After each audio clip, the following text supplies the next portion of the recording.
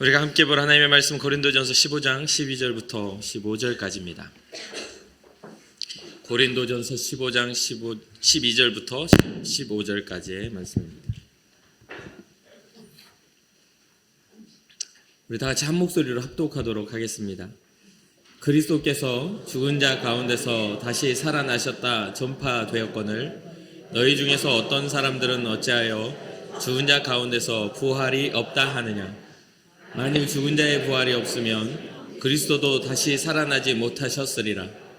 그리스도께서 만일 다시 살아나지 못하셨으면 우리가 전파하는 것도 헛것이요 또 너희 믿음도 헛것이며 또 우리가 하나님의 거짓 증인으로 발견되리니 우리가 하나님이 그리스도를 다시 살리셨다고 증언하였음이라. 만일 죽은 자가 다시 살아난 일이 없으면 하나님이 그리스도를 다시 살리지 아니하셨으리라. 아멘. 오늘 여기 모인 우리 모두는 신앙자라고 말하는 사람들입니다. 또 기독교인이라고도 하고 크리스천이라고도 이야기를 하죠. 그리고 그 사실에 대해서 이견을 내는 사람은 이 자리에 앉아서는 없을 겁니다. 맞아, 나는 교회 다니는 신앙자지, 나는 기독교인이지, 나는 크리스천이지 라고 이야기할 겁니다. 그렇다면 여러분 스스로 어디에 있든지 어떤 상황에 있든지 이 교회가 아닌 이곳을 벗어나서도 나는 크리스천이라고, 나는 기독교인이라고, 나는 신앙자라고 말하는 삶을 살고 계십니까? 삶에서 누군가를 만나고 교제할 때 나는 크리스천이라서 신앙에 맞지 않는 일에 대해서는 넌 거절할 거야 라고 담대하게 거절을 하거나 또 거절하기 어려운 그런 상황도 마주할 수 있으니까 그러할 때 주님을 위해서 좋은 아이디어, 좋은 기지라고 하죠. 기지를 발휘하거나 또 신앙 양심에 맞지 않는 일에 대해서 지혜를 발휘해서 그것을 이겨내고 있으십니까? 신앙생활은 뭔가 특별한 사명이 있어야 한다고 생각해서 혹시나 나는 신앙은 있지만 특별하지는 않으니 적당한 타협점이 필요하지. 하나님이 기뻐하시지 않는 일이나 상황에 있어서 어쩔 수 없어서 하나님도 다 이해하실 거야 라고 핑계거리를 대면서 혹시 스스로 핑계거리를 만들어내고 있지는 않습니까? 어느 한편에서는 신앙으로 잘 이겨내는 삶을 말하지만 어느 한편에서는 이겨내는 것 같은데 되게 애매모호한 것들이 공존하는 게 우리의 인생입니다. 그러다 보니까 우리가 기독교인으로 신앙자로 살아가는 것이 세상에 참 쉬운 일이 아닌 것을 보게 됩니다. 왜 기독교인인 것이 관계에 불리한 일이 되고 왜 기독교인인 것 때문에 그 만남과 관계 안에 그것을 밝혀내기가 꺼리는 일들이 생겨나게 될까요? 분명히 여러분들 안에는 믿음이 있는 것 같습니다. 그 믿음의 크기의 유무는 조금은 다를 수 있을 것 같아요. 어떤 사람은 아주 믿음이 커서 어떠한 장애물과 어떠한 염려 안에서도 믿음으로 반응할 수 있지만 어떤 사람은 약간 믿음이 작아서 작은 장애물에도 괴로워하고 힘겨워할 수 있어요. 그러나 이것에는 믿음의 유무가 분명히 존재합니다.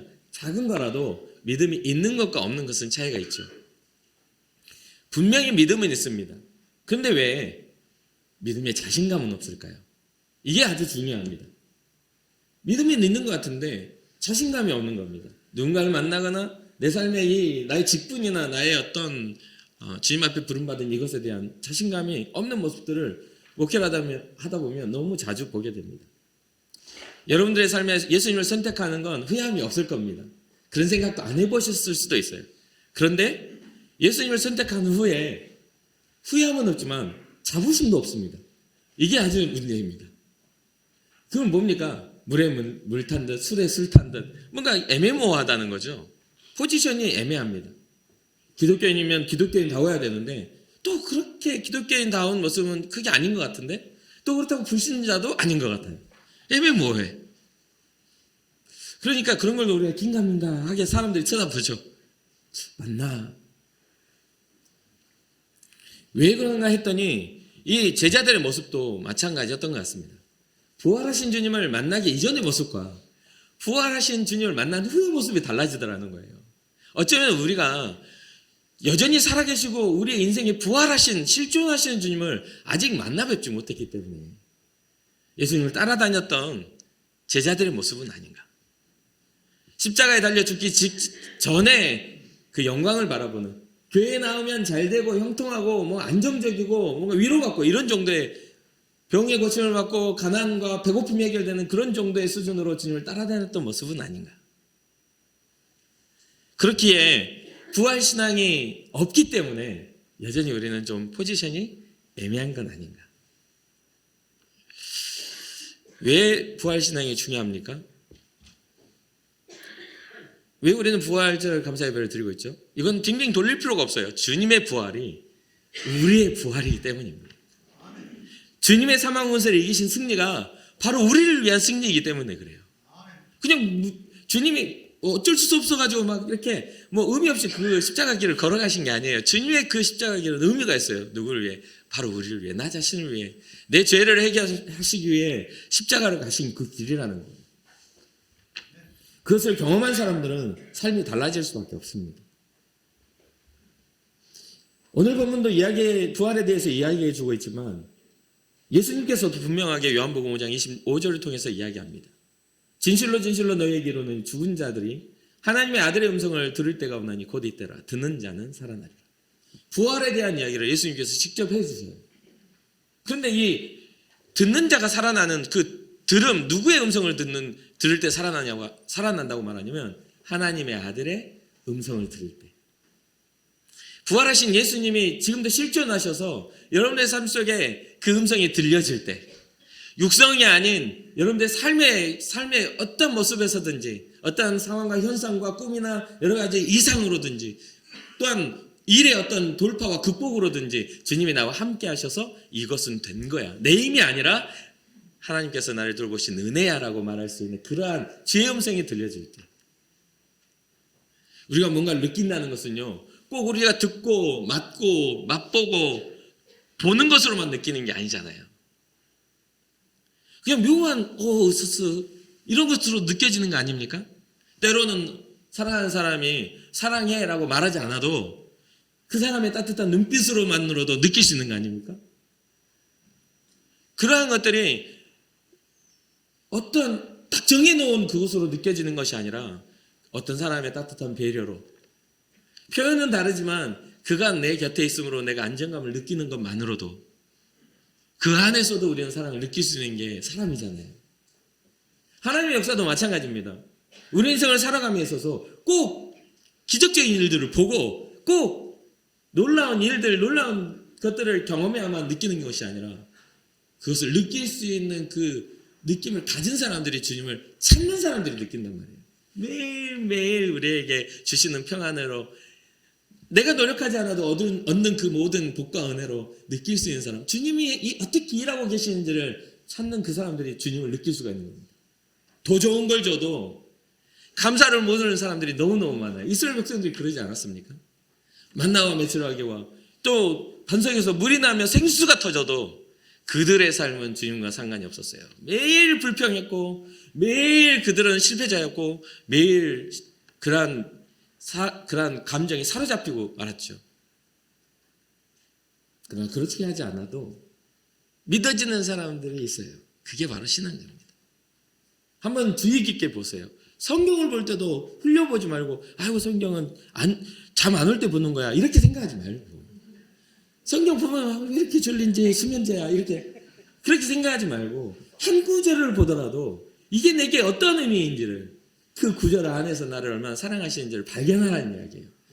성경 66권이 다 우리에게 감동을 주는 건 아닙니다. 사실 레위기나 또 신명기나 민수기 같은 것들 보고 있으면 왜 이렇게 이름 많고 왜 이렇게 이상한 용어는 많은지, 왜 이렇게 법은 많고 뭐 이렇게 하라고 저렇게 하라는 말은 왜 이렇게 많은지 다 본다고 해서 다 이해되고 그것이 감동을 주는 건 아니에요. 그러나 그 모든 과정 속에 하나님의 디테일한 우리를 향하시는 그 섭리하심을 깨닫는다면, 그 과정 가운데 우리에게 그 한마디 사랑한다는 말을 전하시기 위해 하나님의 스토리를 쓰고 계셨다는 걸 알게 된다면 우리는 감격할 수밖에 없다는 거죠. 하나님의 아들의 음성을 듣는 사람들이 살아나게 됩니다. 그 음성을 들을 때가 오는데 그때 우리는 살아나게 되는 것이죠. 여러분, 그때가 여러분들이 살아나는 때가 될 수 있도록 기도로 그 때를 당기시길 바랍니다. 하나님이 나에게 말씀해 주셔야만 합니다. 내 힘으로는 안 되는데 주의 역사로 됐다라는 것을 깨닫게 하옵소서. 주님의 바람이 불어와 내 머리카락을 휘날려 주옵소서. 주님의 햇볕이 나를 따사롭게 하여 주옵소서라는 그런 주님으로 비롯된 그 은혜들을 바라봐야만 느끼는 거잖아요. 그것을 바라보지 않으면 느낄 수가 없어요. 제가 목회 가운데 1:1 제자 양육을 참 많이 했습니다. 하다 보면 그 내용 중에 3장이 부활하신 예수님을 가르치는 장이 있어요. 부활하신 주님에 대해서 가르칩니다. 그런데 그 내용을 참조해서 보면 부활의 기쁨을 가지지 못하는 이유들에 대해서 이야기해 줍니다. 한번 보시고 여러분들이 어떠한 곳에 여러분들의 신앙이 있는지 혹시나 그런 여러분들의 부족함이 있는지 찾아보시기 바랍니다. 첫 번째는 부활 사실이 완전히 믿어지지 않고 있다. 교회를 계속 다니고 예수님에 대해서 이야기하지만 예수님의 실존, 2000년 전에 죽으시고 3년 만에 부활하신 그분은 그 위대하신 분은 지금도 살아계셔서 지금 실존하시다라는 그 믿음이 믿어지지 않는다. 이건 억지로 되는 건 아니죠. 두 번째, 부활하신 주님은 믿어지는 것 같은데 예수님을 사랑하는 마음은 좀 다른 것 같다. 좀 적은 것 같다. 예수님을 사랑한다는 것은 누군가를 사랑한다는 것은 굉장히 설렘을 가져다 줍니다. 물론 한 30년 같이 살고 40년 같이 살아도 아침에 눈 뜨는 거 싫어하시는 분들 이 영감탱이가 또 눈 떴네 그러면 안 돼. 그렇게 싫어하시는 분들은 어쩔 수 없지만 우리 주님은 영원하신 하나님이에요. 우리의 인생이 끝나면 영원히 주님 바라보고 살아야 돼. 그 주님의 사랑은 변개가 없으신 분. 여전히 우리를 죽기까지 사랑하시며 우리의 생명이 되신 그분을 우리는 계속 사랑해야 되는데 그것은 좀 별개인 것 같아요. 주님이 찾아오셔서 나를 감싸 안으실 때 저는 스킨십이 싫거든요. 이렇게 이야기하는 나의 그 날카로운 나의 중점적인 내 중심적인 신앙으로 주님을 더 이상 사랑하지 않는 거예요. 사랑을 지어온 거예요. 사랑은 언제나 말하지만 사랑은 내가 받는 것보다 주는 겁니다. 사랑의 감정은 내가 느끼는 거예요. 저 여인을, 저 남자를, 저 여자를 사랑할 때 내 안에서 일어나는 그에 대한 그런 호의로움부터 시작하는 겁니다. 그런데 요즘에는 반대로 그러는 거예요. 당신이 나를 사랑한다면 내놔봐. 발렌타인데이잖아. 화이트데이잖아. 내놔봐. 그러니까 열심히 살다가 준비를 안 해왔어. 오늘 안 했는데 사랑이 식었어.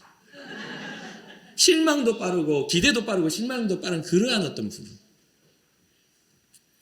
세 번째는 너무 많이 들어서 이제는 감각이 없어. 주님이 나를 사랑하신다는 게 너무 주님이 우리를 사랑하십니다. 아멘 하지만 감각이 없어. 아멘 줄고 있습니다. 네 번째는 아직도 그 사실을 정확히 알고 있지 못하는 사람들. 제가 정말 답답한 게 뭐냐면 제 평생을 설교하고 있거든요. 주님의 사랑에 대해서. 복음의 핵심은 진짜 몇 마디로 됩니다. 예수 그리스도가 이 땅에 오셔서 우리를 위해 죽으시고 우리를 위해 살아나셔서 하늘로 승천하신 후 다시 재림을 주러 오신다. 이게 핵심입니다.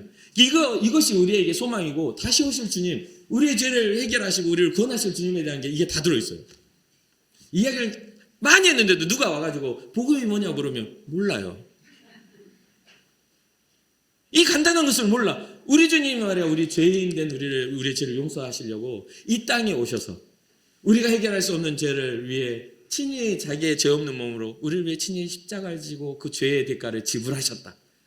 그리고 그것으로 끝난 게 아니라 사망으로 끝난 게 아니라 다시 부활하셔서 우리를 영생의 생명으로 이끌어 가신 그 부활의 영광을 얻으셔서 하나님 나라로 올라가시고 이제 다시 오신다고 하신다. 이 다시 오시는 주님에 대하여 우리는 신뢰함으로 신앙생활을 하는 거야 라고 말해줄 수 있잖아요. 어렵지 않죠? 다 아는 내용이잖아요. 그런데 왜 친구들 가지고 야 교회 다니는 게 뭐야 그러면 나도 몰라. 물어보지 마. 답답하게 우리 만나서 그런 이야기 하려고 만난 게 아니잖아. 아 왜 그래 갑자기 또. 근데 그렇게 물어보면요 한 가지 중요한 게 있습니다. 그들이 여러분을 신앙자로 보는 겁니다. 뭔가 뭐를 신앙자의 냄새가 나. 같이 죄를 지으면서도 뭔가 이 친구로 오면 껄끄러워. 이 친구랑 같이 이러면 안 될 것 같은데. 이 친구 오셔서 술 마시면 안 될 것 같은데 너 그래도 되는구나? 그렇게 생각이 되는 거예요. 그래서 부산에 있을 때 한 청년 자매가 자기네 친구들한테 왕따를 당한대요. 근데 언제 왕따 당하냐면 놀 때만 왕따 당한대요. 그래서 왜 그러냐 했더니 대학 문화의 친구들은 만나면 술 마시고 뭐 이런 것들을 해야 되는데 이 여자애는 만나면 너무 고룩해. 술자리 다 술 먹자고 앉았는데 혼자 기도하고 있어. 주님. 식사 기도를 거기서 막 열심히 하고 술도 안 마시고 그러니까 껄끄러운 거야. 다른 애들도 앉아서 앉았는데 우리도 교회 다니는데 너만 그래야 되겠니? 진짜 이런 말을 한다는 거야. 그러니까 너는 우리 놀 때는 오지 마. 우리끼리 놀고 나중에 다른 2차 갈 때 뭐 카페 갈 때 와. 이렇게 이야기를 한다는 거죠. 뭔가 구별됨이 있잖아요. 그렇잖아요. 그 친구는 그 술자리에 어울리는 것을 부러워하지 않았어요. 너희들끼리 놀고 카페 갈 때 그럼 불러. 이렇게요. 그리고 거기 가서도 여전히 크리스찬의 삶을 사는 겁니다. 재밌는 건 뭔지 아세요? 그 여자친구는, 그 청년은 집에서 혼자 믿었어요. 모두가 자기 부모님이나 아무도 예수님을 믿는 사람이 없어. 혼자 믿는. 그러니까 그 집안에 그는 구별된 자예요. 믿음이라는 건 그렇게 구별되는 겁니다. 동조하고 예수님 믿는 사람인데 예수님 편이 아니야. 그러게 말이야. 그러니까 왜 그런 걸 가르치는지 모르겠어. 왜 11조를 강조하는지 모르겠어. 왜 헌금을 강조해가지고 우리가 잘못된 데 쓰고 있나요? 여러분 그렇게 생각하세요? 밖에서 보면 진짜 그럴 수도 있죠. 타락한 곳은 그렇게 생각할 수 있어요. 사람들이 믿음이 없으면 잘못된 것을 쓸 수가 있겠죠. 그러나 교회가 주님의 법으로 예수 그리스도의 사랑으로 운영되는 곳은 절대로 잘못된 것에 쓰려고 하지 않습니다. 더 선한 가치로, 더 아름다운 일들로, 주님 기뻐하시는 복음의 열매 맺는 일로 쓰려고 한다는 거죠. 그러니까 아직도 이 부활의 소식, 복음의 소식을 정확히 알고 있지 못하니까 그냥 긴가민가한 거예요. 다섯 번째는 예수 부활하심을 다른 사람에게 증거하고 있지 않다. 확실하지 않으니 증거도 안 되죠. 여섯 번째, 부활이 나에게 안겨다 준 은혜와 축복을 진지하게 받아들이지 않고 있다. 그냥 흔하게 구경꾼으로. 여러분 이 자리에 앉아서 예배를 구경하러 예배 보러 오는 사람들이 있죠. 그래서 이야기도 그렇게 합니다. 우리 오늘 예배 보러 가자. 들어보셨죠? 야 빨리 예배 봐야 돼. 빨리 와. 예배를 왜 보십니까? 목사의 쇼를 봅니까? 왜 보시는 거예요 도대체? 예배는 드려지는 거예요. 제사입니다. 주님 앞에 예배를 드려야 해요. 예배는 쇼가 아니에요. 예배는 보는 게 아닙니다. 그런데 오늘날 신앙자들이 교회가 위기가 오는 것은 예배를 보러 오기 때문에 그래요. 도장 찍으러 와. 주님 저기 왔어요. 보셨죠? 나 가요. 그리고 자기가 왔다는 걸 사람들한테 알려주러 와. 나 왔거든요. 그럼 왔네? 잘 왔어. 다음에 또 올게요. 이게 신앙이 되는 겁니다. 이게 이상한 거예요. 예배는 보는 게 아니고 드린 거예요. 하나님께 영광을 올리는 겁니다. 그러니까 부활이 나에게 안겨져 있는 은혜와 축복을 진지하게 받아들이지 못하는 사람들은 이런 구경꾼이 되는 겁니다. 그 다음은 아직도 세상과 육신을 너무 사랑하고 있어서 관심이 아직 별로 없어. 그래서 어떤 사람들은 그런 이야기를 하더라고요. 주님이 다시 오시면 좋겠다 하니까 벌써 오시면 안 돼. 내가 할 걸 좀 꿈을 꾸고 있는데 이걸 좀 이룬 다음에 오셔야지. 지금 벌써 오시면 나는 뭐 어떡해. 나중에 오시라고. 벌써 오시면 안 된다고. 그렇게 말하는 사람 직접 봤습니다. 주님의 역사와 능력도 어떻게 해석돼요? 나에게 집중돼서 내 해석에 의해서 주님의 필요가 주님의 역사가 이루어지길 바라는 이기적인 마음. 온 우주와 세상의 주관자는 하나님이셔요. 우리가 주권자가 아니에요. 주권자는 하나님이시라는 거예요. 그러면 주권자의 심판이 임하기 전에 우리는 어떻게 해야 돼요? 겸비해야 돼요. 준비해야 돼요. 우리의 선택에 의해서, 우리의 요청에 의해서 하나님의 때가 미뤄지는 것이 아니라 하나님의 긍휼에 의해서 더 많은 자들을 구원하시기 위해서 하나님의 때를 미루고 계신다고 성경은 기록하고 있어요. 그러니 신앙의 출발선은 여러분들에게서 주지 말고 신앙의 출발선을 주님께 두시길 주님을 축복합니다. 그리고 요즘 생활이 너무 힘들어서 마음의 여유가 없다. 이것도 내 중심이잖아요. 어떤 사람은 그렇습니다. 광야를 걸어도 믿음이 있는 사람이 있고 어떤 사람은 평안의 길을 걸어도 믿음이 없는 사람이 있습니다. 생활이 어렵기 때문에 믿음 생활을 못하는 게 아니에요. 오히려 그것에 대한 영적 위기를 느끼지 못하기 때문에 우리는 영적 잠에 빠져드는 겁니다. 기도해야 할 이유를 느끼지 못합니다. 하나님 앞에 예배해야 될 이유를 느끼지 못합니다. 하나님 앞에 간절한 어떤 그런 중심으로 나아가 주님 앞에 내 삶을 보여드리는 그런 삶의 이유를 발견하지 못하는 거예요. 주님은 내게 어떻게든 일하실 수가 없는 분이니까. 근데 나중에 가서 후회하지 마세요. 오늘의 불성실함은 나중에 우리의 평가로 드러나게 되어 있는 거거든요. 누구나 그렇죠. 어떤 상황에서도. 오늘의 불성실함은 나중에 평가로 나타나요. 열매 없는 삶은 결국은 나중에 수확기가 됐을 때 그냥 잘라서 불에 던져요. 그거는 시골에서도 마찬가지입니다. 열매가 없으면 그 나무는 가치가 없어요. 사과 나무인데 사과 열매가 없어. 그래서 여러분 목회자에게 찾아올 때는요, 영적인 것들을 기대하세요. 저는 세상적인 것은 잘 몰라요. 저한테 와가지고 목사님 내가 아픈데 링거 한 대만 놔주세요. 그러면 아무 데다 찔러. 저는 그거는 아무것도 몰라요. 여기다 찌르면 돼요. 아야! 여기다 찌르면 될까요? 아야! 목회자에게 와가지고 기대하는 것은 영적인 걸 기대해야 돼요. 하나님 말씀 이해가 안 돼요.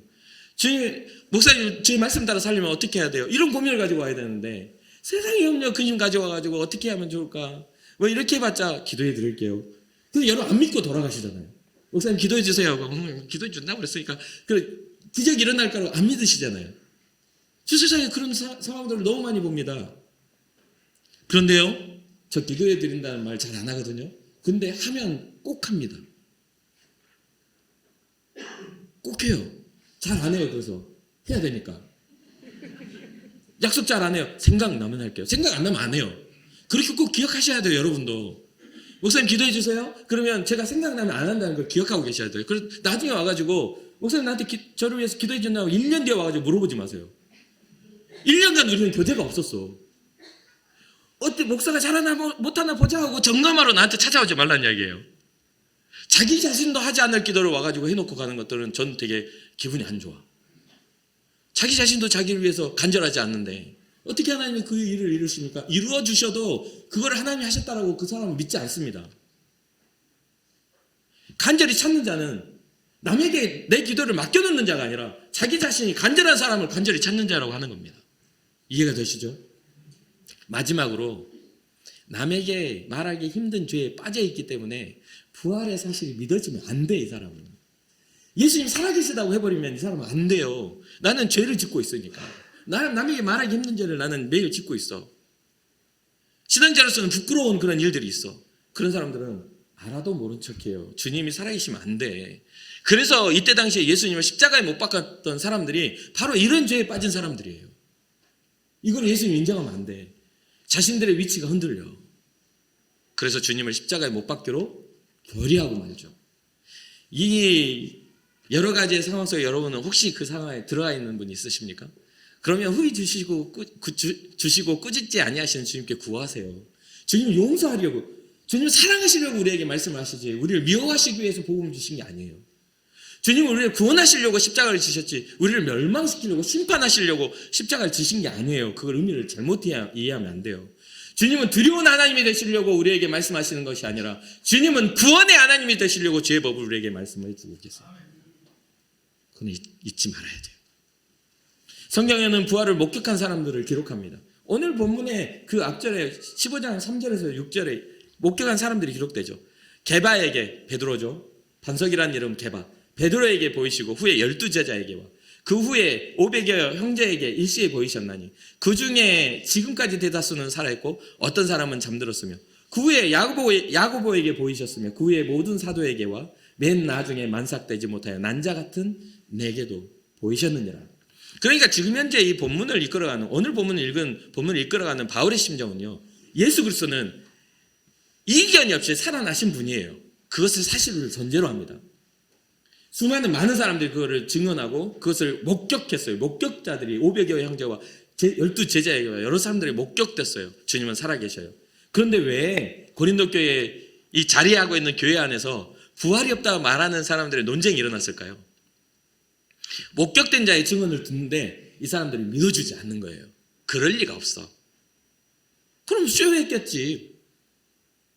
죽은 척하고 살아났다든지 소문난 내고 또 다른 사람 대리로 세웠다든지 쇼했겠지. 부활이 없다고 이 사람들은 아예 그것을 강조하고 믿어버리고 만 겁니다. 그래서 이 신앙에 있어서는 부활에 대해서 믿는 자와 믿지 않는 자가 딱 나눠지게 됩니다. 여러분은 어떠신가요? 주님 앞에서 여러분들 인생의 삶이 신앙의 인생을 걸고 마지막 죽음에 이르렀을 때 우리 주님이 우리를 살리실 거라는 부활의 신앙을 가지고 계십니까? 왜 이렇게 대답이 시원찮죠? 질문을 했잖아요. 부활의 신앙을 가지고 계십니까? 그렇다면 그 신앙을 굳건하게 붙잡으시기 바랍니다. 누가 대신해 주는 게 아니에요. 여러분들이 결단하는 거예요. 신앙은 내가 결단하여 우리 주님 내 생명 되신 주님을 내가 따라 삽니다는 결단입니다. 그래서 12절 보면 그리스도께서 죽은 자 가운데서 다시 살아나셨다 전파되었거늘 너희 중에서 어떤 사람들은 어찌하여 죽은 자 가운데서 부활이 없다 하느냐. 이때 당시 사두개인과 바리새인의 그런 어떤 패가 나뉘어진 것처럼 바리새인은 부활이 있다, 영생이 있다 말하지만 사두개인은 부활은 없다, 영생이 없다 말하는 그런 믿음 안에 그리스도 안에 하나님 안에서도 그 일들이 그 논쟁이 서로 패가 갈라진 겁니다. 만일 죽은 자의 부활이 없으면 그리스도도 다시 살아나지 못하셨으리라. 이건 왜 이렇게 단언하냐면 이 중에 있는 사람들 중에 우리 중에 이 신앙적인 그런 부분들에 있어서 하나님에 대한 신앙이 온전하게 하나님은 살아계신 하나님이야라고 믿지 않는 사람도 앉아 계실 수도 있을 것 같아요.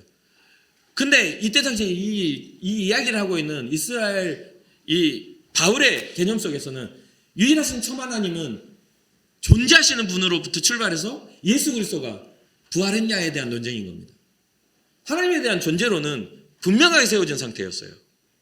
그런데 그의 아들로서 예수 그리스도가 오셔서 부활의 영광으로 하나님의 본체를 버리고 이 땅에 오신 것에 대한 그러한 일에 대한 논쟁이 계속 일어나고 있는 거예요.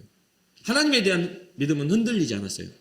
그런데 어떤 거죠? 하나님의 의지와 하나님의 뜻에 대해서 인정하냐 인정하지 않느냐에 대한 그것에 대한 논쟁이 일어나는 겁니다. 하나님이 아들을 보내셔서 부활하게 십자가에 달려 죽게 하시고 부활하게 하셨다. 그게 성도의 영광이다라고 하는데 어떻게 하나님이 사람이 되어서 이 땅에 올 수 있는가? 어떻게 죽은 자가 다시 살아날 수 있는가라는 것들에 대한 대립인 것이죠. 똑같은 하나님을 믿는데도 어떤 이는 하나님에 대한 뜻을 이해하고 어떤 이는 하나님의 뜻을 오해하고 받아들이지 않으려고 하는 논쟁인 것입니다. 물론 이방인들의 논쟁도 그 안에 포함될 수 있겠지만요. 그래서 우리는 생명의 부활에 참여하는 거룩한 성도들이기 때문에 우리는 부활하신 예수 그리스도에 대해서 확실하게 확증하며 나아가야 될 존재들입니다. 그런데 이것이 부정되어지면 어떤 현상이 일어나냐면 14절과 15절입니다. 우리가 전파하는 것도 헛것이요 또 너희 믿음도 헛것이며 그리스도께서 만일 다시 살아나지 못하셨으면 또 우리가 하나님의 거짓 증인으로 발견되리니 우리가 하나님이 그리스도를 다시 살리셨다고 증언하였습니다. 예수 그리스도를 다시 살리셨다고 하나님의 실존에 대해서는 알지만 그것을 살리셨다 증언하였는데 부활을 믿지 않는다면 우리가 전파하는 복음이 다 헛것이라는 거죠. 믿지 않는 것으로는 우리의 믿음도 헛것이라는 거예요. 그리스도께서 다시 살아나지 못하셨다면 복음의 증거자로 세워진 우리의 모습도 거짓 증인밖에 안 된다는 겁니다. 우리가 잘 아는 히브리서 11장 믿음의 장이라고 말합니다. 근데 그 히브리서 11장을 읽다가 보면 35절 말씀에 참 애매하게 묘한 표현들이 나옵니다. 여러분들은 성경을 읽을 때 어떻게 보시는지 모르지만 이 성경을 읽으면서 저는 이게 다 되게 묘했어요. 뭐냐면 여자들은 자기의 죽은 자들을 부활로 받아들이기도 하며 또 어떤 이들은 더 좋은 부활을 얻고자 하여 심한 고문을 받되 구체에 풀려나기를 원하지 아니하였습니다. 지금 똑같이 같은 인간의 성정을 살아가는 그 사람으로서 이 기독교인으로서 핍박의 시대에 핍박을 받을 때 자기의 죽은 자들, 그러니까 자기 친인척들과 믿음으로 죽은 자들을 어떻게 받아들여요? 부활로 받아들였다고요. 다시 살아날 것이다. 하나님의 나라에서 다시 부활의 영광을 참여할 것이다. 그리고 그 피할 수 없는 핍박 앞에 어차피 인생에 있어서 그 시대적인 것들이 핍박과 죽음이라면 내가 더 고통 중에 주님의 고난에 참여하여 더 영광스러운 부활에 내가 부활하리라. 피할 수가 없는 거예요.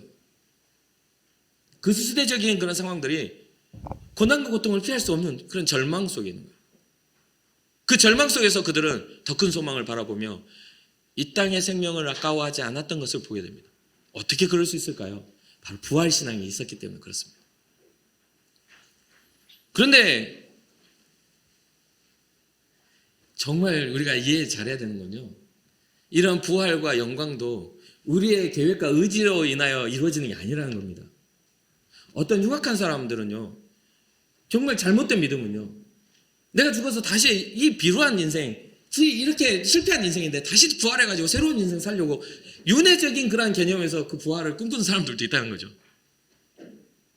사람은 영적인 존재니까 영원한 생명을 꿈꾸는데 내가 이게 실패한 인생 같아서 지금 이 생명을 끊어지면 다시 부활한다면 다시 태어나야지, 이런 생각을, 엉뚱한 생각하는 거예요. 하나님 뜻과 전혀 상관없는 생각을.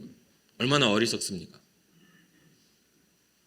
그러니 이 하나님의 말씀을 이해한다는 것은 마지막 때에 그 부활의 영광은 주님의 나라가 온전히 우리에게 이루어질 때, 하나님이 구원과 심판을 동시에 온전히 이루어 이 땅의 모든 인생의 죄의 역사를 마무리할 때,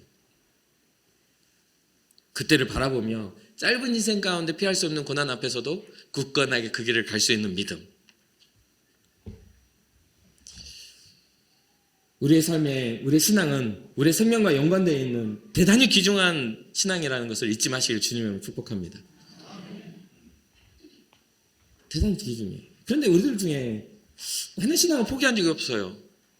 나는 신앙을 포기한 적이 없어요. 내가 교회는 안 나왔을 정도 나는 믿음을 포기한 적이 없습니다 라고 이야기를 하시는 분도 있을 수 있겠어요. 그러나 그것도 상황에 따라, 그것을 해석하는 해석에 따라 조금은 의미가 달라지지 않겠습니까? 주님이 괜찮아, 그래 너는 힘들었구나 인정해 주시는 거라면 그것이 어디에 있든지 어떤 상황이든지 예배를 드리고 안 드리고를 떠나서 그의 삶의 인생의 모든 여정이 하나님 앞에 예배자로, 하나님 앞에 신앙자로 살아갈 수 있지만, 그게 내 만족이라면요, 할 수 있는데도 뭔가 핑계를 대고 피하는 일들이었다면요, 여러분 어떻게 생각하십니까? 인생에서 답답함을 느끼는 때가 언제냐면 핑계거리가 많을 때입니다. 할 수 있는 것들을 하지 않고서 그것도 이해를 못해줘? 라고 하면 분쟁이라는 거예요. 그게 반복되면 더 그렇습니다. 우리 신앙의 모습도 그런 거 아닐까요? 어쩔 수 없었다고. 그래서 성경이 말하죠. 죄송해요. 초대받은 그 초대에 내가 할 일이 너무 많아요. 그러면서 그런 것들에 있어서 거절하는 그런 신앙의 모습들이, 그 초대를 거부하는 모습들 속에서 그 잔치를 개설한 자의 분노가 느껴지지 않습니까? 그러니까 신앙의 기준이 내게 있는 것이 아니라 그 주권자에 있어야만 합니다. 신앙은 나의 감정과 나를 만족하는 것 그 이상의 하나님의 영광을 위한 것이 먼저 돼야 온전한 신앙이라고 합니다. 신앙은 우리가 하나님을 섬기는 거니까요. 하나님이 우리를 섬겨주는 게 아니라, 예수 그리스도가 이 땅에 오셔서 우리를 섬기시고 우리의 죄를 위해 죽으셨지만 이제는 그 시대는 끝났습니다. 이제는 예수 그리스도의 영광이 남아있는 시대예요. 근데 여전히 2000년 전에 약한 자들을 돌보셨던 그 예수님의 공생의 사역을 부활의 주님을 만나지 못했던 제자들의 요구와 같이, 병든 자들의 요구와 같이 우리의 인생에 끌어다가 주님은 그러시는 분이 아니냐고 라고 주님을 우리의 섬김으로 세워놓는 사람들이 많다는 거죠. 사랑하는 성도 여러분, 신앙은 우리가 주권자 앞에 나아가는 겁니다. 그것을 잊지 마시기 바라요. 그런데 우리가 부활의 신앙을 믿었다 해요. 그럼 믿음의 열매도 맺어집니다. 그런데 여기에 마지막 한 가지 문제가 생겨나요. 뭐냐면 부활을 말하는 것을 세상이 싫어합니다. 예수님의 실존을 말하는 것들을 세상이 싫어해요. 사도행전 4장 2절에서 3절, 예수 안에 죽은 자의 부활이 있다고 백성을 가르치고 전함을 싫어하여 그들을 잡으면 날이 이미 저물었으므로 이튿날까지 가두어뒀다. 우리가 예수님에 대해서 예수님이 참 진리라고, 생명이라고, 길이라고 말하면 세상은 싫어합니다. 진리를 선포하면 싫어해요. 왜? 아니, 그 도달하는 길은 다양하게 있는 거지. 마지막 그 도달하는 길은 천국은 다 있더만 종교마다. 맞죠? 그 천국에 대한 소망은 우리의 소망이니까. 어떻게 살아도 어떤 길을 가도 그것을 도달하고자 하는 것은 내가 원하는 소망이잖아요. 근데 그 길을 여시는 분은 누구의 몫이죠? 하나님의 몫이에요. 여러분, 한번 잘 생각해 보세요. 여러분들이 한 가게를 이렇게 만들어 놨어. 그러면 만들어 놓고 예쁘게 인테리어해서 창문도 만들어 놓고 또 들어올 때 기분 좋으라고 하고 예쁜 조명을 해서 입구도 만들어 놓고, 그리고 딱 가게 앞에 키오스크나 아니면 또 저기 주문을 받을 수 있는 테이블 탁자도 만들어져 있는데 손님이 와서 주방으로 들어와. 문으로 안 들어오고 창문으로 들어와. 그럼 그런 사람들을 우리가 정상적인 손님이라고 말합니까? 모르는 사람이 손님이 들어와가지고 아유 나 먹을 거 한번 골라봐야 되겠다 하고 들어와가지고 여러분들이 만들어놓은 그 냉장고에 문을 열면요, 어떤 재료가 있나 보고 주문하겠습니다. 이렇게 말하면요. 이렇게 게시해 놓은 게 아닌데 그렇게 말을 하면 여러분 뭐라고 하시겠어요? 그러면서 왜 그러시냐고 그러면 손님은 왕인데 이거 불친절하네. 이 상식입니까? 우리가 예수님을 믿는 신앙에서도 그런 식의 신앙을 한단 말이에요. 주님 앞에서 우리가 상식적인 주님 섬기는 것들에 대한 것들을 알아야 되는데 우리가 그런 식의 신앙을 해요. 그리고 그런 사람들이 우리의 삶에 자리 잡고 우리에게 요구를 합니다. 그래서 꼭 11조를 해야 돼? 그 강도 같은 거 아니야? 꼭 감사헌금을 해야 돼? 그거 교회에서 해가지고 아주 교회가 배부르고. 그래서 그런 소리 듣기 싫으면 우리는 헌금한 거 잘 써야 돼요. 선한 일에, 복음을 전하는 일에 정말 잘해야 돼요. 아껴서 주의 영광을 위한 일들로 이 물질을 사용해야 돼요. 그러려면 어떻게 해야 됩니까? 우리 스스로의 온전한 신앙의 기준이 하나님 앞에 부끄럽지 않도록 세워져야죠. 그렇잖아요. 제가 8년 동안 부산에 있을 때 그 사역을 하면서 여러 가지 상황들에서 상담을 했습니다. 그래서 그런 질문을 하러 오는 청년들을 많이 만났어요. 목사님 그거 11조를 해야 됩니까? 그 꼭 진짜로 뭐 이렇게 해야 됩니까? 그래서 제가 하지 말어. 꼭 해야 되는 거 아니야. 근데 왜 교회는 11조를 강조합니까? 그거는 성경이 말해주니까 가르쳐 주는 거지 강조한 게 아니야. 언제 11조 안 했다고 너 왜 안 했어 하고 한 번이라도 들어본 적 있어? 거의 없을 거예요. 근데 주기 싫으니까 불만이 생겨. 아까우니까. 그걸 안 하니까 내가 민망하니까 그걸 가지고 이슈를 만들어. 그래서 안 해도 돼. 감사헌금? 안 해도 돼. 감사할 게 없는데 뭘 감사헌금을 하냐? 네 신앙은 감사할 게 없잖아. 주님이 네 인생에 일 안 하고 계셔. 그러니까 주님께 감사할 게 별로 안 느껴지면 하지 마. 그런데 어느 날 문득 주님이 사랑스러워지고 주님께 감사할 거리 생겨지면 그럼 네 알아서 하면 되는 거야. 1,000원을 넣어도 되고 100원을 넣어도 상관없다. 물론 100원 넣으면 좀 부끄럽긴 할 거야. 그렇잖아요. 봉투를 딱 뒤집었는데 누구누구 집사 100원. 세상에 거지한테 100원 줘도 요즘엔 욕먹어요. 그렇지 않습니까? 한번 줘보세요. 거지한테 매일 가면서 100원을 주면서 고마운 줄 아시오? 그러면 그 거지가 진짜 참진 욕을 해줄 겁니다. 아마 안 움직인 다리를 벌떡 일어날 수도 있어. 그럼 계속 그러잖아요? 그러면 자리로 옮길 수도 있어요. 주님 앞에 우리의 그런 모습들이 주님이 무슨 우리의 신앙이 왜 그러냐면 사람과 사람 관계 안에서 교회 안에서 우리의 신앙의 그런 초점이 사람에게 맞춰져 있기 때문에 그렇다니까요. 제가 계속해서 평생을 말하겠지만 신앙은 나와 하나님과의 관계지 나와 옆 사람과의 관계가 아니에요. 옆 사람에게 인정받으려고 내가 뭔가를 구별하는 게 아니라 이 말이에요. 내가 이만큼 했어 자랑하려고요. 그럼 여기서 자랑하면 주님이 인정 안 해주신다니까요. 주님이 은밀하게 보시는 이에게 여러분들 선한 것들을 열매 맺으시기 바랍니다. 끝으로 저는 이제 신약 성경 가운데 가장 정말 존경하는 신약 성경 가운데 존경하는 인물들 중 너무나 성경 속에 존경스러운 사람들이 많잖아요. 근데 존경하는 인물들 중에 이 스데반이라는 사람을 정말 좋아합니다. 스데반의 이 설교도 너무너무 이 설교를 볼 때마다 가슴이 뜨거워져요. 너무너무 뜨거워져요. 그런데 스데반이 사도행전 7장에서 이렇게 설교를 하는데 이 스데반을 죽이려고 모였던 사람들이 막 그걸 듣고서 막 마음이 찔리고 막 뜨거워져요. 근데 어떻게 행동한 줄 아세요?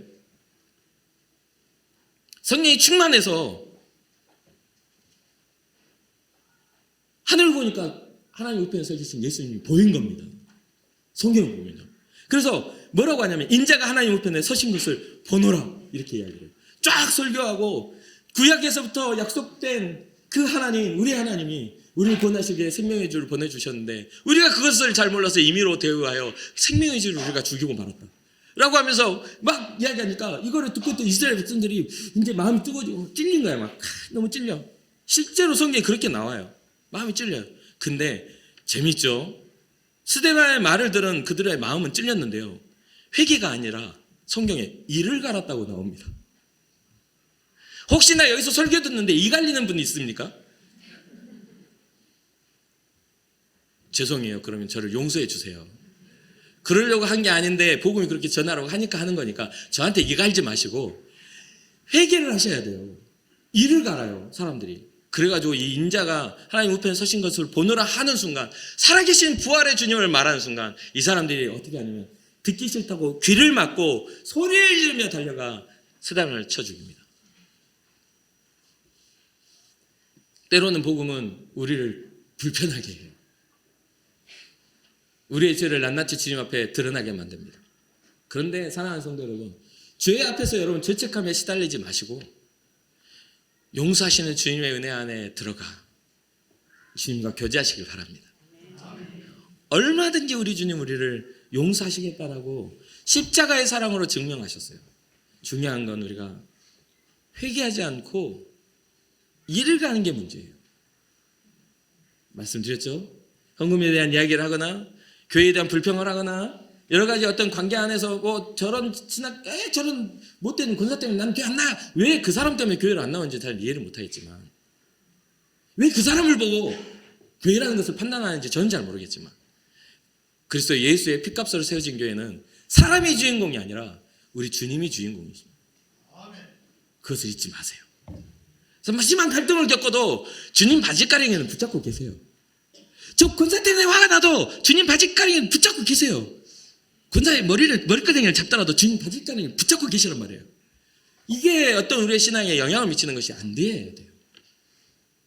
그 어떠한 환경과 어려움이 인생의 고통이 와도 주님 앞에 나아가야 됩니다. 그래야만 우리의 삶에 주님의 흔적이 남겨져요. 정말 어렵게 생각할 게 아닙니다. 어떻게 보면 어떻게 크게 봉사하고 어떤 일을 많이 하고 헌금도 많이 하고 이래야 흔적 남기는 것 같죠. 그건 사람들에게 흔적 남기는 거고요. 여러분들의 흔적은 여러분들의 삶 속에서 남아지는 겁니다. 여러분의 삶 속에서 남아지는 겁니다. 여러분들의 삶에서 잔잔한 그리스도인의 삶을 살아갈 때 그 삶에서 주목하시고 은밀하게 보시는 하나님이 여러분 삶을 증언하시는 겁니다. 그것을 잊지 마시고 끝까지 믿음의 걸음을 걸어가시길 주님 여러분 축복합니다. 마지막 결론은요. 그렇게 믿음의 걸음을 걸어가잖아요. 우리를 가로막는 마귀는 떨게 돼요. 지금 우리가 마귀를 보고 두려움으로 떨지만 우리가 믿음의 걸음을 걸으면 마귀가 떨어요. 분해서 떨고 우리가 함께 하시는 성령님 때문에 떨고 우리가 누릴 영적 권세를 보고 마귀는 떨게 될 것입니다. 우리 한번 따라해 볼까요? 부활을 믿는 우리가 승리자입니다. 아멘. 우리가 걸어가는 그 걸음에 주님의 승리가 있기를 주님을 축복합니다. 잠시 기도하겠습니다.